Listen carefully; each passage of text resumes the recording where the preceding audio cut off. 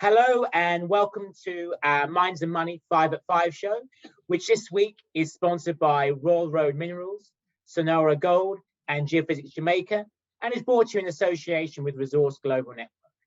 For those of you attending 5 at 5 for the first time, the aim of 5 at 5 guests at 5 p.m, although this week we have 6 guests, is to maintain engagement between investors and miners through a lively, interactive format whilst we rate the return of physical events. A few admin announcements before we start. To make the show as interactive as possible, please have your video switched on, and then you can submit questions either via the chat function, which you'll see at the bottom of the screen.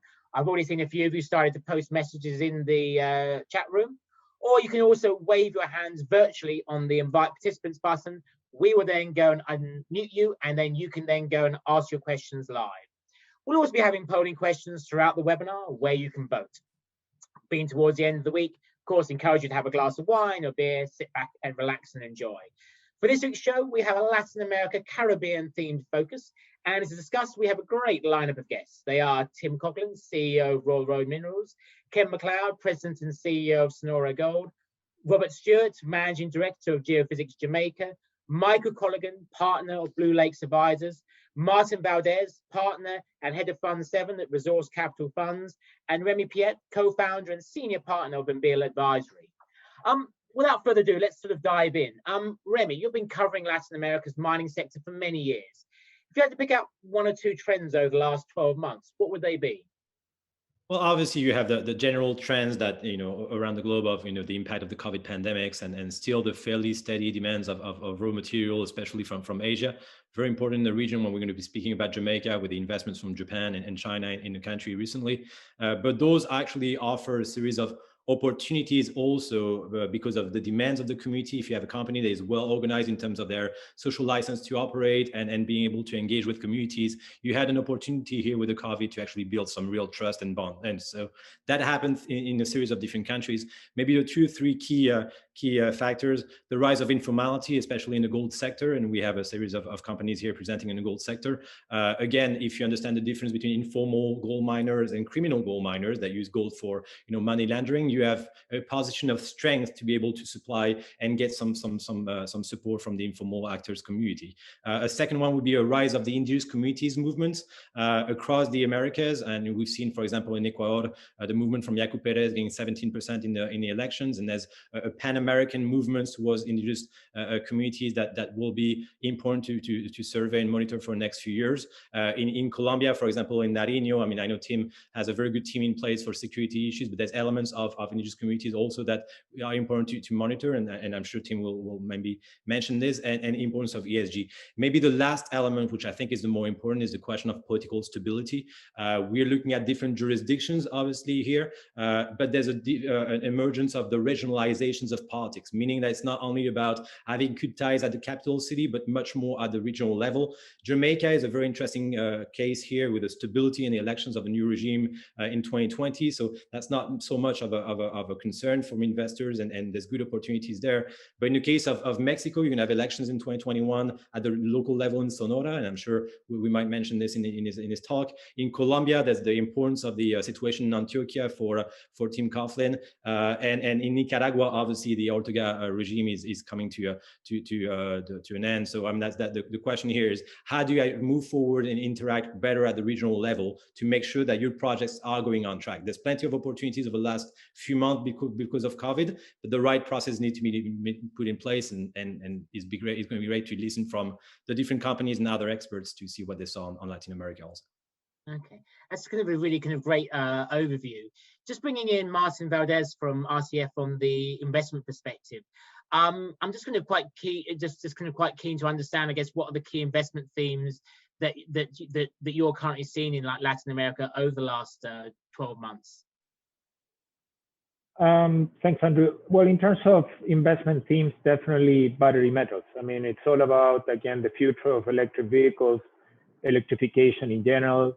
I think the recent announcements of, for instance, China making the commitment to going carbon neutral in 2060. The amount of copper that will be needed actually to do around that, it's massive. So that's definitely sort of one of the investment themes that are going around this region. Obviously, lithium coming out of Chile and Argentina in the brine space, it's quite relevant. And obviously copper coming out of Chile, Peru mainly, and also from other places. Colombia also trying to develop, and we're invested in a company in Colombia actually with a few projects, exploration projects in the copper space.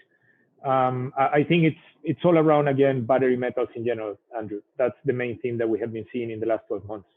Mm-hmm. And just bringing in Michael Colligan from Blue Lakes Advisors. Do you have any investments in Latin America, or do you have any investments in the Caribbean? Not in the Caribbean, but we do have investments in Mexico and also in Peru. So we've got a taste of some of that. We've been looking at projects in Brazil recently, and I think that there's a lot of opportunities in some of those countries. Obviously, as investors, we watch the political situation very carefully, because in the past there have been problems with some of these countries. But I think that on the whole, the investment climate has been improving steadily for most of Latin America. Obviously, there are the intense outliers like Venezuela, but they can sort of be ignored. They don't represent anything except an exception to the rule. Okay. Coming back to sort of like Remi, I think one thing that's obviously COVID-19 has obviously been hugely impactful all over the world, obviously over the course of the last 12 months. How well, in your opinion, has Latin America dealt with COVID-19? I guess how well has the mining industry in Latin America dealt with COVID-19? So that's a good question and good change of question. Because obviously the way Latin American dealt with it has been quite catastrophic in different countries, especially with political scandals of elites just taking vaccines before everyone, which led to the lack of credibility of government and institutional actors in the countries. The mining companies in many instances actually have stepped up and been able to showcase their dedication to the mining territory by helping on bringing in oxygens or different equipment. That has been noted in the public opinion.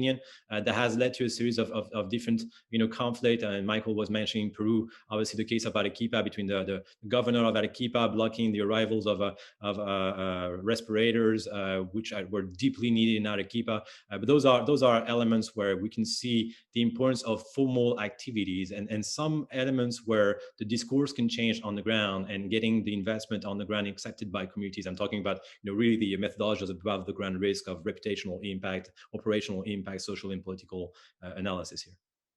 Sure.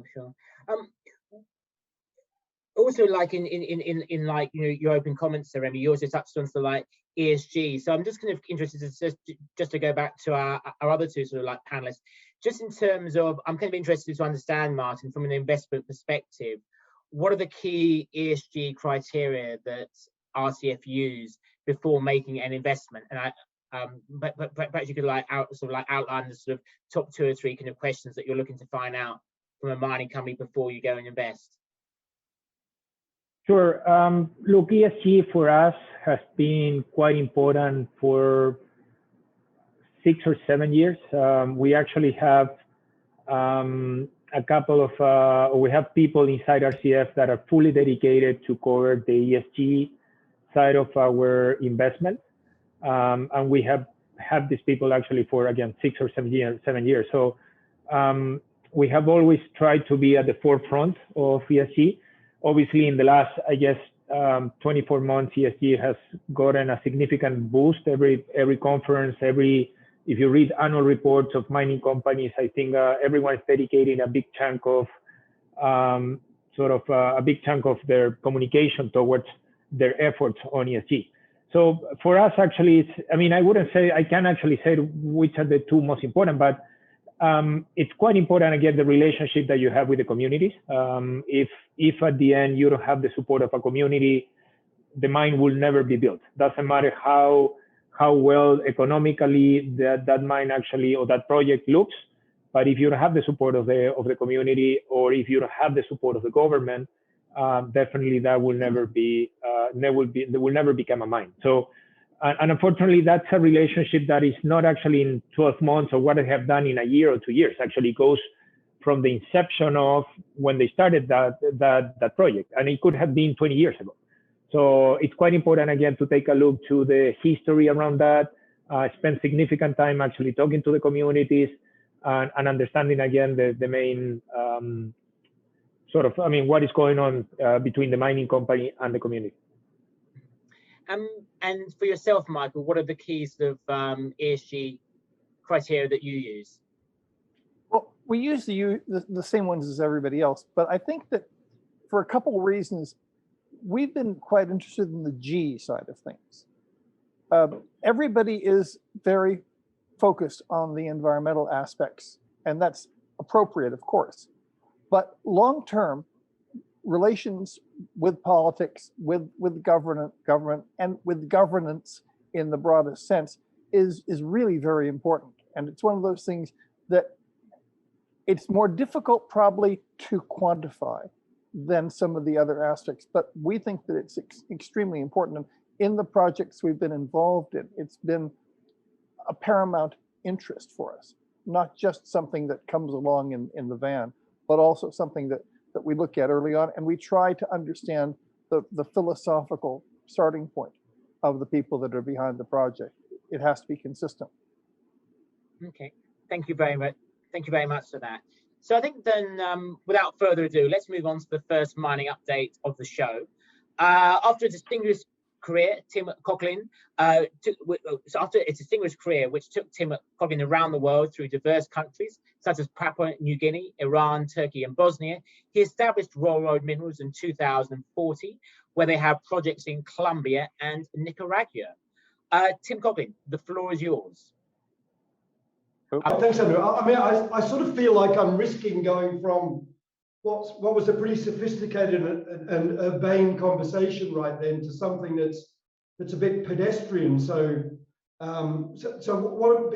I mean, I think I was really interested in Michael's comment and also, obviously, Remi's insights into some of these environments, and really we just touched on the touch points of mining investment in Central and South America then. And so I'm going to do this really quickly in terms of what we do. It's very easy to find out what we do. So I'll do it quickly and then maybe go back to questions and conversations, which will probably naturally lean towards these, ESG, and particularly the focus on governance. Thank you, Michael. ESG issues and politics, security risk, and indigenous communities, all the stuff that we have to deal with. So what we do, we dive right into the deep end. We basically do large scale exploration, and by that I mean we're very, very large tenement holders in Colombia and in Nicaragua. We're looking for very large ore deposits. We have very strong walkaway criteria. I think we've evidenced that probably, most acutely in the last 4 or 5 weeks, but actually over quite a long time. There's probably only a handful of companies who sort of do what we do. Our team was a team that probably used to be bolted onto a major company before, workplace health and safety became such an issue, and exploration teams were less of a logical fit with a big mining company. And so we have a hierarchical approach to our projects where we move them all the way, and discovery is what we're really aiming for here. We can't afford to ignore the possibility of opportunities in acquisition, but we're really looking to find something new. We've done that. So we were drilling a skarn that we found in Nicaragua over the last couple of years. We've just consummated a transaction on that one. We're drilling a new, very exciting, we think it's an alkaline system. It's completely concealed. And I think I'm right in saying it's the only, what I mean by that is it's under laterite and soil cover. I believe it's the only concealed discovery in Nicaragua that's ever been made to this point. So we're very excited about that. And then there's a bunch of other things we're drilling in Colombia at a project called Quintanillo Margaritas later on, in April actually. And then pushing some highly prospective but very complicated projects in the area that that Remi alluded to and which, the geologists would probably all nod and agree is highly prospective, a belt of porphyry, copper and gold, of belts of porphyry, copper and gold in southern Colombia. But I think we'd also all agree that very complicated from a social and a security risk perspective.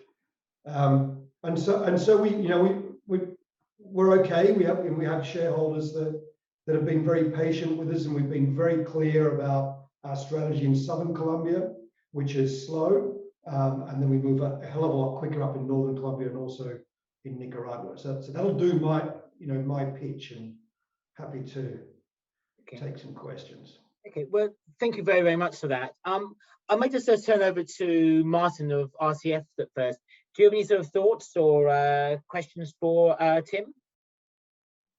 Sure, Tim. Regarding Colombia, we have an investment there as well, exploring for copper porphyry in El Chocó. And our experience, obviously, and we're very close to the government. We have been following again what they're doing. But we feel that at the end, they started actually in the right path probably 3 or 4 years ago. But somehow, that effort actually didn't continue. When they created this A&M, the environmental agency, and tried to consolidate everything, I think it was a good effort, but didn't work that well. What has been your experience in Colombia dealing again with environmental permits? Well, with environmental permits, it's more drilling permits that we're concerned with, and the environmental permits for drilling. To be honest, that part of the process hasn't been that big of an issue for us, and it may be, because of where we've been drilling up in Antioquia, that was fine. And also, actually, we drilled in 2015 down in Nariño, and we also got a permits pretty quickly there. But the broader issue in respect of the regulator, I share your frustration in respect of the broader issue relating to the regulator in Colombia, and the even broader issue that Michael brought up, which is the G in ESG. So when in our view, and this may sound surprising to a few of the listeners, but in our view, the biggest risk in Colombia, or the biggest risks in Colombia, if we're going to use that traditional tripartite subdivision, are not environment and social, they're governance. And so we can generally get the communities on side, and we deal with some pretty tough ones, like some of the toughest ones in the country, I think. But really, at some point, we need, whether it be government support in respect of security, mostly, or government support in respect of processing applications through to titles. That becomes in the end of the day, that becomes our biggest issue. Okay. Bringing in Michael from Blue Lakes, do you have any sort of thoughts or questions for Tim? Yeah, I do. Tim, we've been following you for quite a while, and I've been favorably impressed by the progress you guys have been making.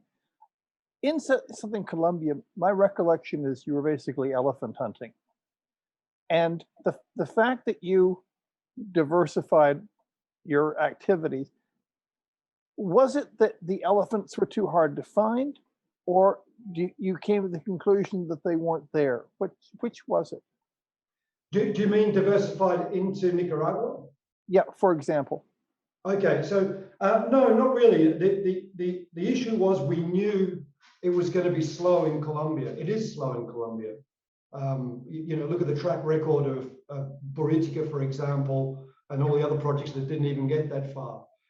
It's a very slow process of permitting and exploration, and building that sustainable sort of community support. So we knew, and you were in a very remote area in Colombia too. You're right down. Well, we were. Since then, in 2019, we bought Anglo Gold Ashanti's exploration companies holding most of their exploration assets up in the Middle Cauca Valley, and so we're all over the place now. Yes. But we were, yes, initially right in the in the heart of it. We knew that was going to take a lot. That Colombia is worth, and we still believe, of course, that Colombia is worth the effort, worth the wait, worth the patience. But if you want to survive and keep financing activities like we propose to do, which is the grassroots exploration. You need some news flow and something that moves a little bit faster. And Nicaragua came up, and honestly, I mean, we've been very, well, I was very surprised. First time I went to Nicaragua was 2017, and straight out to the Golden Triangle out there, which is in northeastern Nicaragua. For those who don't know where it is, it's not the BC Golden Triangle, obviously, and that is an amazing district in terms of its mineral potential. Has its challenges like everywhere else in respect of social license, but no, it wasn't. So to answer your question, no, the elephants are there. It just takes it's a long, hard process to corral them. Okay, one other question. What's going to happen after Ortega in Nicaragua? Well, that's a really good question. So one thing that we know, and Remi will correct me if I'm wrong, but one thing that we know is the Sandinista Party is still very strongly supported throughout Nicaragua, and particularly rural communities in Nicaragua. But that might change depending on what happens with Ortega. Obviously we do our best to try and stay up to date with what's going on, and he's under a lot of pressure to subscribe to free and fair elections in November, and as we understand it, and Remi, feel free to pop in here, as we understand it. I'll jump in 2 seconds, don't worry. As we understand it, there's a deal on the table in respect of his amnesty and what happens at the elections, and that's a deal that's being negotiated for a long time. It's involving the state of Mexico. It's involving the Vatican. Good Lord. So it's involving a lot of key players. If you want me just put two liner on Nicaragua, and then actually I have a question specifically maybe on Guintar and what you're doing on the western part of Antioquia, but on Nicaragua, just one line. Obviously, it's a conflictive situation after the events that happened like 2-3 years ago, and the history in Nicaragua. What's interesting maybe to note is that the property from Roro Road is actually in a part which is not so much impacted by the central power in Nicaragua and the traditional Ortega connections. There's also a history of mining in Nicaragua, from B2Gold to Mineros S.A. I'm not obviously a good company to partner with. About it, but so there's a consensus which is not completely opposed to mining in a sense. So even if the complexities of the reputational cost to be in Nicaragua, the people that might die in November 2021 because of bad elections like it happened in the past, this is actually not so much impacting the mining sector and the long term and the capacity for production in Nicaragua. Maybe my question, which is actually somewhat related, Tim, on the Guintar project, and that's indeed like part of those projects that you bought, exploration project that you bought out of Anglo Ashanti. It's to me a very interesting project. I think you're very much in the preliminary stage here there, but in terms of community relations, in terms of the history of traditional miners, which is not criminalized traditional miners, there's a real potential here. It's nice history also, from the Germans, history of exploring in the area. But I think I don't know exactly of what the first test that you had, the drilling result. I haven't looked into those details. But do you think there's a potential for something interesting there, and the timeline to it? Yeah, I mean, so there are three. The area that Remi's talking about is in Western Antioquia, and there are three tenements. So there are two titles which we can drill on, and then there's an application which we can't drill on until but we are moving that along to a title stage. Guintar and Nivarengos are the titles that we're drilling on. That's a bit, if I compare that to Caribe in Nicaragua, where we're just drilling under laterites and hitting breccia, this thing needs a little bit more geology, but we do think we've honed in on deeper targets, sort of east-west, probably more dike-controlled porphyries there, and that deeper drilling is due to commence next month.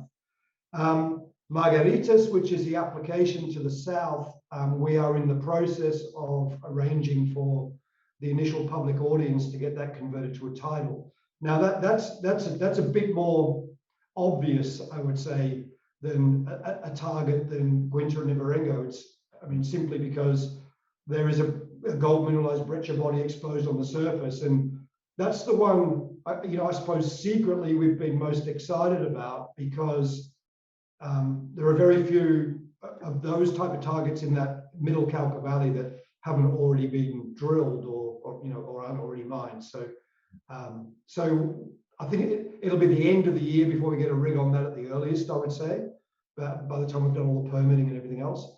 But yeah, I mean, I see that whole district, and there's a chance those things all join up together. So the whole district is looking pretty interesting. You touched on, so in terms of the informal miners there, that's a bit of an issue, and the reason is mostly because it's difficult to formalize them, because they don't make it, they're seasonal gold miners, they don't make enough money off the thin veins.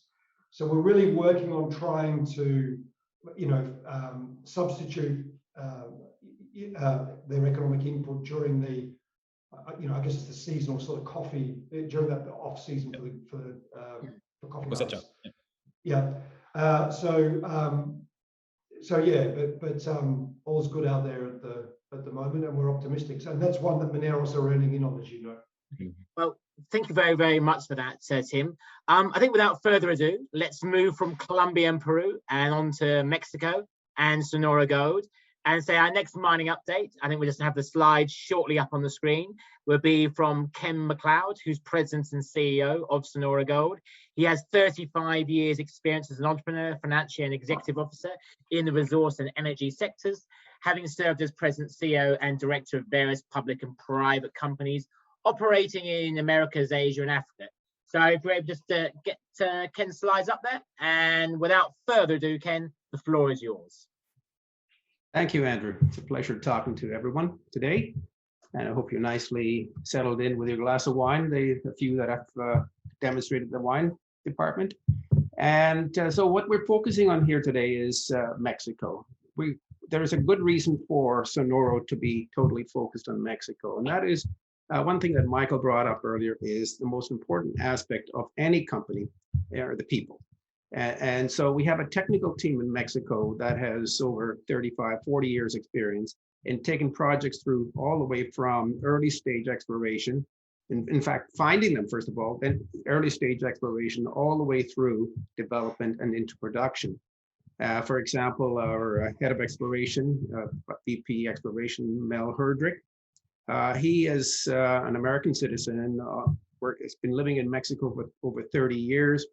He was a head of exploration in Mexico for Phelps Dodge for 13 years, joined Pediment Gold as one of the early insiders in Pediment Gold in 2004, acquired several projects in northern Mexico, drilled them, and developed two very, very important projects and deposits in northern Mexico. The La Colorada deposit, which is now being operated by Argonaut Gold, and the San Antonio deposit on the Baja Peninsula. Between those two projects, that's over 3 million ounces of new discovery. And Mel was the major component of these discoveries. Our mining engineer, Jorge Diaz, Mexican citizen living in Hermosillo, 35 years of experience in designing and building mainly open pit mines in northern Mexico. And with Jorge, he was the #1 employee of Alamos, which is developed the Mulatos mine, and in fact, they just produced the 2 millionth ounce of gold from that particular mine that just a month or two ago. And so these two are the key components of our technical team in Mexico. And between my colleague John Darch and me, we also have over 35 years experience in taking projects all the way through from early stage exploration to production in various parts of the world. So our technical team and our management team have tremendous amount of experience. We collectively like to call ourselves a bunch of old farts that have over 200 years of experience in developing projects and taking them through to fruition. So this particular picture here is of our Cerro Caliche project, which is the flagship project for Sonoro. It's a 1,400 hectare project located 3 hours drive south of Tucson, Arizona, 3 hours drive north of Hermosillo. It's in an area that is 14 kilometers away from the nearest habitation. We're surrounded by producing gold mines. In Sonora State is the most important state in Mexico for gold production. In fact, of the 100 tons of gold production in Mexico each year, approximately 45% of that comes from Sonora State. So the area we're operating in here is, if you look at the picture and look over my left shoulder, we're 8 kilometers away from the Mercedes mine. And over my right shoulder, 14 kilometers away from Agnico Eagle's Santa Gertrudis project. And you see the tailings dump for the waste dump for the nearby Cerro Prieto mine on the right-hand side of the picture. And this area in the foreground has now been peppered with over 40,000, actually 45,000 meters of drilling to develop a shallow deposit within 80 meters of surface, oxide heap leachable. And we're in the process now of taking it through the PEA stage, and with a view to being in production by Q1 of 2022. So this area you see in front of you over the next few years will turn into a very large open pit facility. Kelvin, if you wouldn't mind. Excuse me. There's a location at just 3 hours drive south of Tucson, and it's not a very good picture to see where Hermosillo is, but it's 3 hours drive to the south. And next slide, Kelvin.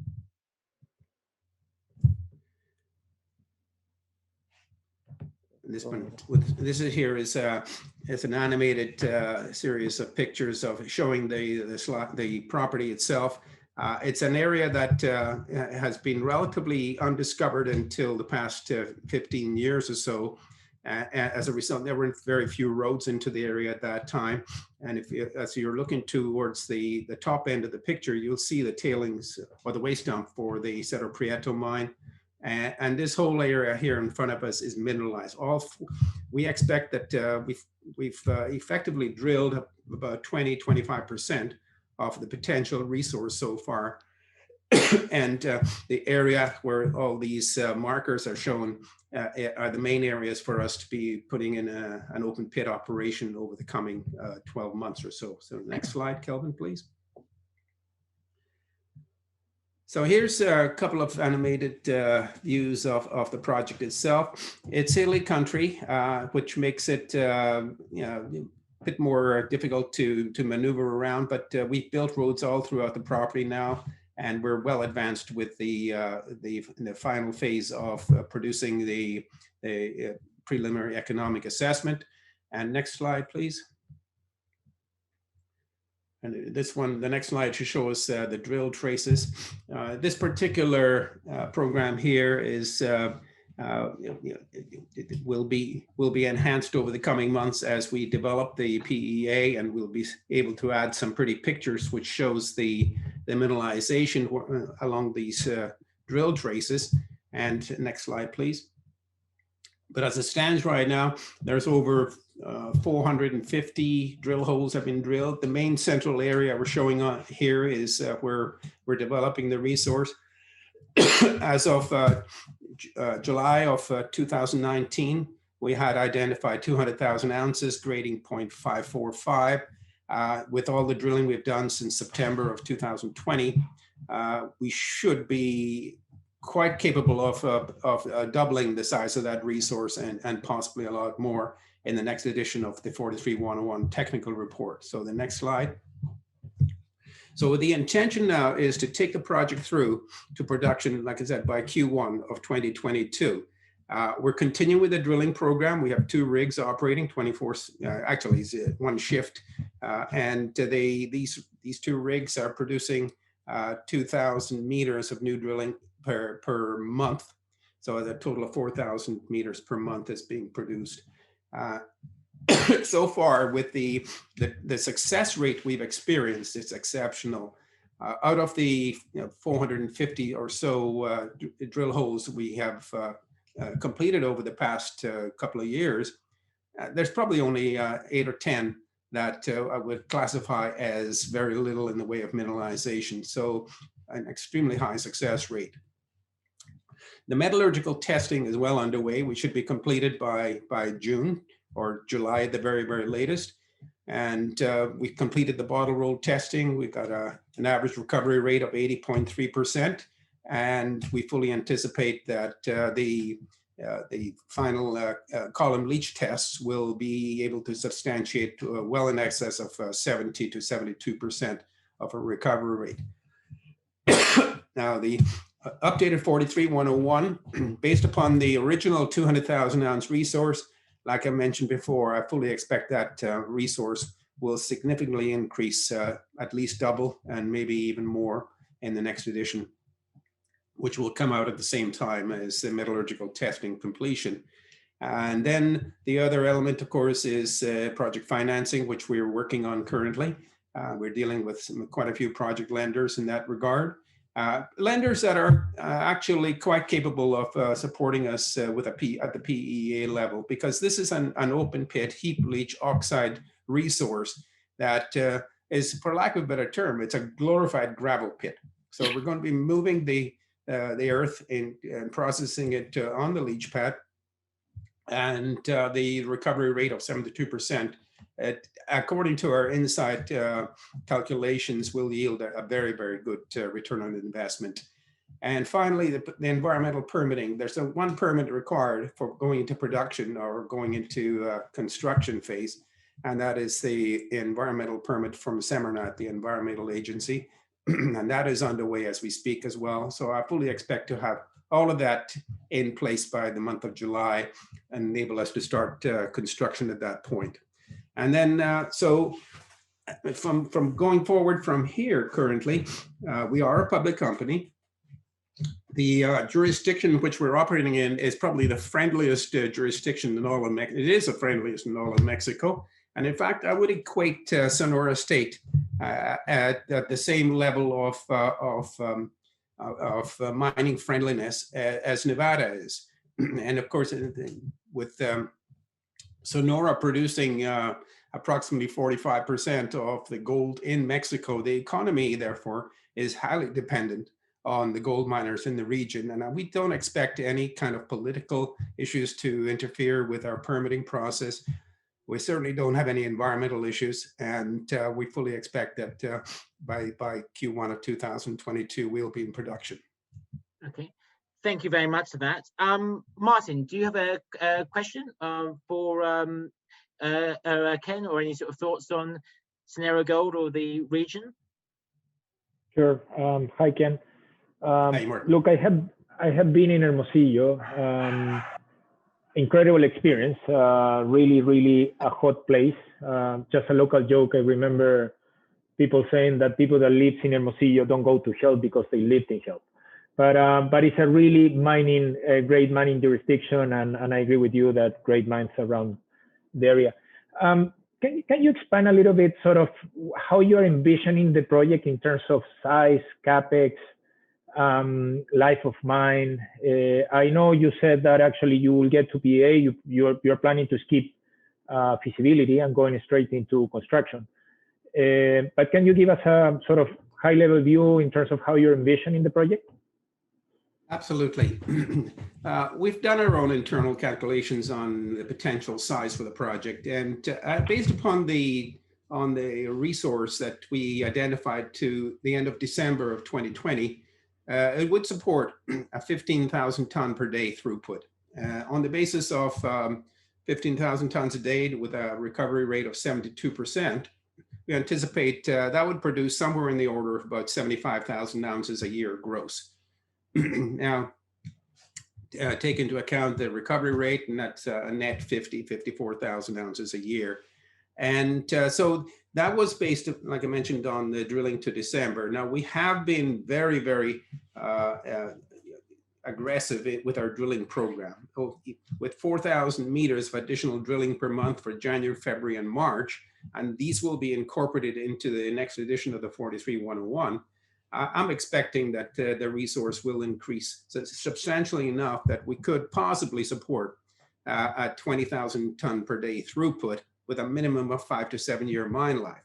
Now, the idea is that we keep on drilling all the way through the year as much as possible in order for us to build the mine life up to 7 years, to 10 years, to 12 years. And I believe that the project based upon the initial assumption we made last June of 2020, we estimated that the project is capable of supporting up to 100 million tons, grading 0.5 grams. Now, the translation on that one would be probably in the order of about 1.5 to 1.7 million ounces of potential for the property. So we have a long way to go yet to fully develop the full extent of the potential for the property. But I think we're the rate of success we've had with the drilling over the past 6 months has been very, very high. And I know that we're maintaining a minimum of 0.5 gram on average for the work that we've been doing, which suggests to me that with a lot of the projects in northern Mexico are operating very, very successfully on an open pit basis, heap leach basis, with 0.5 gram and less. In fact, Argonaut is operating with a 0.3 gram average at one or two of its projects in northern Mexico. So we feel very comfortable that we're going to have a very profitable operation. And the interesting thing I'm finding is the market does not necessarily recognize the value of Sonoro at this point in time. We have a market cap of less than $20 million Canadian. Yeah. And the potential is that we're going to be producing in a year's time at the rate of net profit of possibly in the order of $35 million US. And the capex for assuming that 20,000 tons throughput project, what is the capex more or less? We're following a program of farming out the operating costs for the project. In other words, we'll get a contract miner to come in and mine, crush, and dispose of the waste. We'll also produce carbon instead of producing doré. So there's a savings cost there. So the total cost for the capex, including sustaining costs, would be in the order of about under $12 million US. Wow. Really, the infrastructure is not great in this kind of project here. As I mentioned before, it's a large gravel moving operation, and there's not a lot of infrastructure that you have. The biggest item would be the leach pad and the chemical plant that goes with the leach pad. And that's where the biggest cost is. And the rest of the cost would be in stripping prior to operation and hardening the existing roads to accommodate the 85-ton trucks. Okay. Well, I think that, thank you very much for that, Ken. So we're going to move on to our final mining update, which we're going to switch sort of scenes from Latin America to the Caribbean. So just as our final update, whilst my colleague Kelvin just brings the slides to the screen, Geophysx Jamaica is a mineral exploration company committed to modern, yet economically, ecologically, and sociologically sustainable techniques and philosophies. Their CEO is Robert Stewart. Robert, the floor is yours. All right, so thank you very much. You can switch to the second slide. We are a total outlier and misfit in this group today. We are a private company. We're completely self-funding. We've been operating about 3 years, and we're actually not here looking for funding yet. What we decided to do in Jamaica has had a very spotty history of mining, of exploration. Apart from bauxite, there's been very little here, and the stuff that has been done repeatedly in the same places in the same sort of ways. So we set out to basically canvass the entire island. We've done 30,000 assays to date. We have had up to 10 teams a week on the ground around the island. And the bottom line is that we have now licensed what we feel is the most anomalous ground. And typically in the regional stuff, it's a minimum of 1 kilometer sampling. And in some areas much tighter than that. We have now over 3,000 square kilometers of exclusive licenses, and we have actually started drilling. We can go to the third slide. We presented this area in our last talk late last year, but we've now just started drilling. One of the things that COVID affected us with last year was we were going to do an airborne campaign. We had a helicopter lease that fell through literally in March or April because of COVID. So we spent the year without some of the geophysical work we wanted. And in addition to that, we have hired a lot of overseas geologists to help with our work, who were very active until COVID started, but they're coming from places like Canada, the US, and Chile.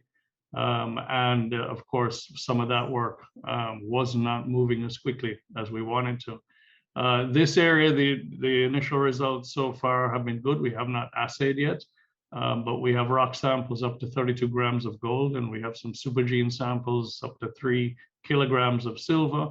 But it's basically a sort of a near neutral pH epithermal system, and it's very dense veining.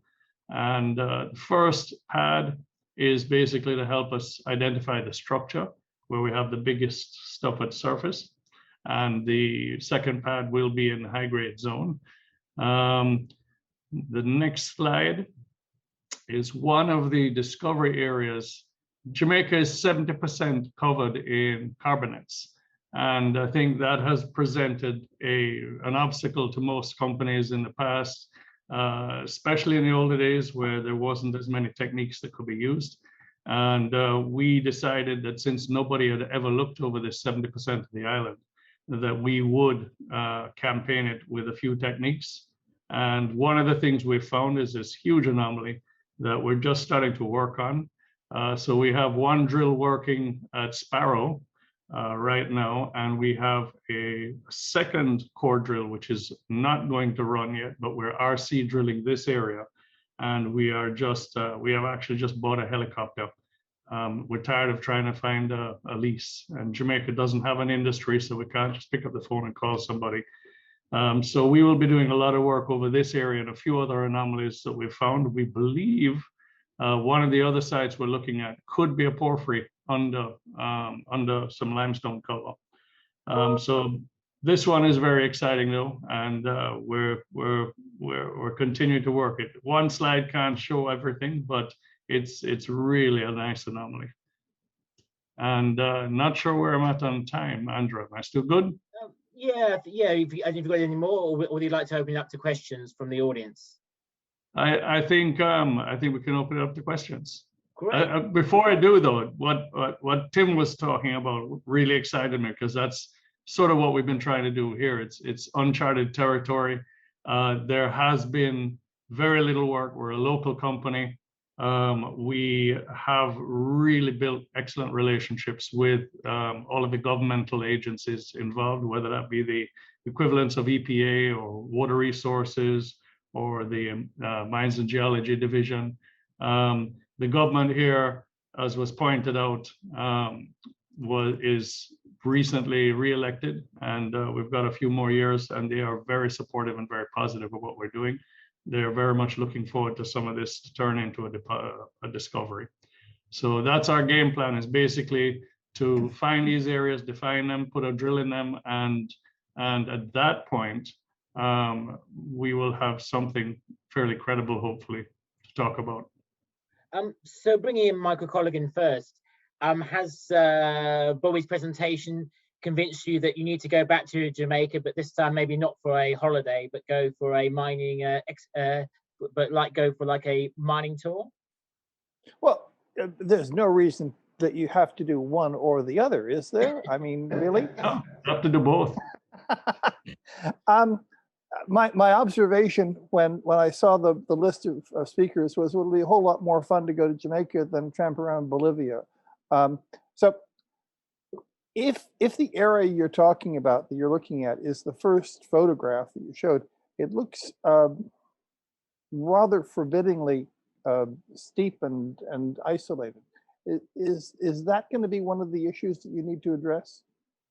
You know, it's in so many of these areas that we're working, even though there are no existing roads, in the days before the English gave up the island, they built a lot of forestry trails through many areas, and most of those areas aren't actually parks.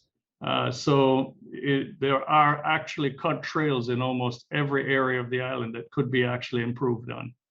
they're overgrown. You've got trees this wide sitting in the middle of some of them, but it's not a challenge. So you'd be able to bring drills in to actually do the underground work that you require here. The first drill site we tested, we actually brought the equipment in by road, and then hand carried it up a little bit of the hill.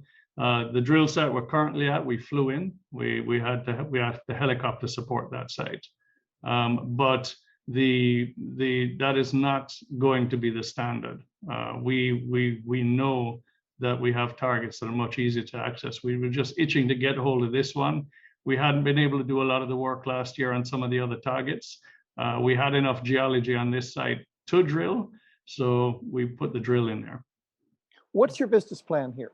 Are you going to create enough interest to get a junior miner to come in to JV with you? Are you going to create your own vehicle? How do you see this developing? Yeah, so what we're doing first is we're taking the risk to do the exploration and try to find something worthwhile. It's obviously a big risk. It's something that we're funding ourselves. The idea would be upon making a discovery, hopefully, we would then talk to some other partners, whether it's a major, whether there's a local vehicle involved as well to get more buy-in locally. We've focused on building relationships locally. We've done a lot of work out in the areas that we're working. We've done a lot of work with the different agencies, some of the NGOs here, and we've gone out of our way to make sure that we have executed the whole program at a very high standard. And the points that were made about ESG, I think I agree. Some of the other stuff is very easy. The governance and the government agencies you deal with are really who you have to win over.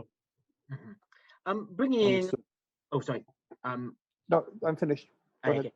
Yeah, just bringing in Remi. I'm just going to be interested. You made some remarks about Jamaica in your opening kind of comments. Do you have any thoughts about Jamaica and any kind of questions for Bobby? Well, my first question definitely would be to know, I mean, where to best vacation between Montego Bay and Ocho Rios. There's a third spot that I should know. I'm based in Miami. I can be there in 3 hours. Just let me know, and we'll be on time for the drink tonight. Yeah, look into Negril. Yeah. Oh, okay, perfect. But more seriously, actually, I mean, I completely echo. I'm bullish on Jamaica. There's political stability there in terms of governance. It's much better than it used to be, let's say a decade ago. And that's why, even there's some level of history of mining with bauxite, and although there's calls from the opposition to shut that down, but that will not happen. So I'm fairly bullish and confident on the jurisdiction. In terms of equipment and roads, yes, actually, it's actually quite surprisingly not the worst location to be in. My question is more in terms of, and you're obviously in the early stage now, but in terms of local content, in terms of capacity to bring people on board that are, quality labor, or the kind of regulation that you also see in terms of ESG from Jamaica that has an interesting progressive position in terms of climate change and other issues. How do you actually make sure to limit the cost down the road? Importing any kind of products to an island like Jamaica is more expensive than other places, usually in terms of mining jurisdiction.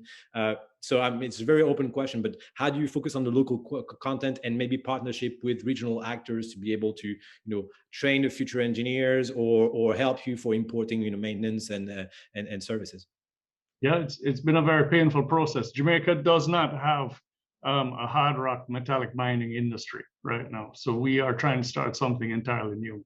The bauxite that's mined here, all of the bauxite companies have various terms and agreements in terms of incentives for duty-free status on equipment and the rest of it that we don't have, because as a startup, we could actually qualify for about 5 different programs, but they all exclude mining because the only mining that Jamaica knows is bauxite. So that has been painful. We've paid a lot of duty today, but we're in the process of fixing that right now. Secondly, in terms of what was the other question you had before that? In terms of building, maybe regional alliances with different actors locally. I mean, I haven't looked exactly where you're based. Jamaica is a tiny island, but obviously it's not the same thing if you're on the east part of the west part of the country and different actors and presence there. Yeah, so we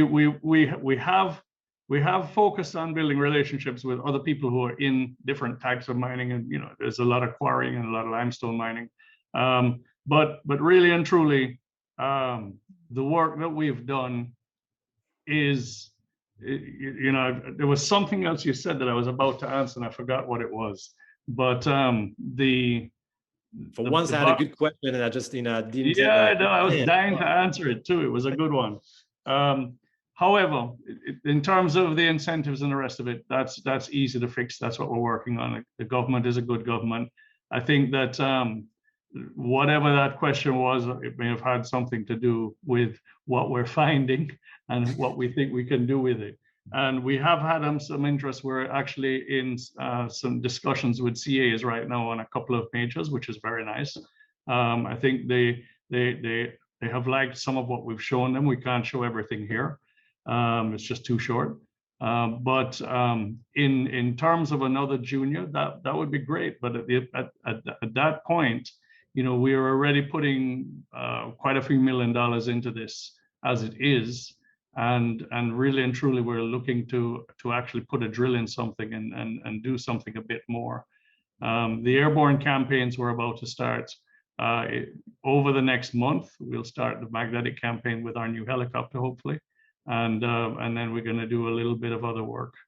So maybe if you allow me a follow-up question on this. I mean, there's as many upstarting jurisdiction. I mean, you look at maybe Guyana or Suriname also at this time, that are coming much more with a Caribbean mentality, so different challenges, but a very interesting way of working there. You've had a big actor like Newmont, for example, in Suriname that helped take it off. Newmont has, if I'm not wrong, also some properties or concessions in Jamaica. There's other actors, larger actors that have some. What is the latest in terms of the mining sector in Jamaica with larger actors? When we started, apart from bauxite, when we started out, there were only two companies, and one was Rio Minerals, who had a couple of licenses. We ended up buying those licenses as we worked through that area. Karubi was here. They're now called C3. We bought most of their licenses out a year or two ago because of something else. The drill site you just saw there was close to a couple of them. I do feel that if there's good news coming out of Jamaica, I think people will turn their attention back to it. But in the meantime, we've got our work cut out for us. But I think the potential is very, very good. It's a really prospective environment, and it has, only 30% of the island was historically even looked at because nobody wanted to bother with the areas covered in limestone. Okay. Great. And if you remember my last question in the future, just let me know and we'll answer it. If you remember what I was asking, that was wonderful. Maybe on operational costs or something I can't remember. Andrew, I should have brought a beer. Yeah, thank you very much for that. I think we've just got time for just a quick poll. So I'm going to ask my colleague Kelvin if we can just put up the polling question on the screen, which hopefully just ties things very nicely up for the day. Hopefully we have the polling screen up now. Hopefully it's coming up on everyone's screen, and the polling question is, which mining destination do you find the most attractive? We've had 4 presented today: Colombia, Mexico, Nicaragua, and Jamaica. I'm not going to ask the 3 mining presenters because I know exactly how they would vote, but perhaps I can briefly go around the 3 investor guests, maybe starting with yourself, Martin from our RCF. How would you vote in this poll? Out of those countries, for me, would be Mexico.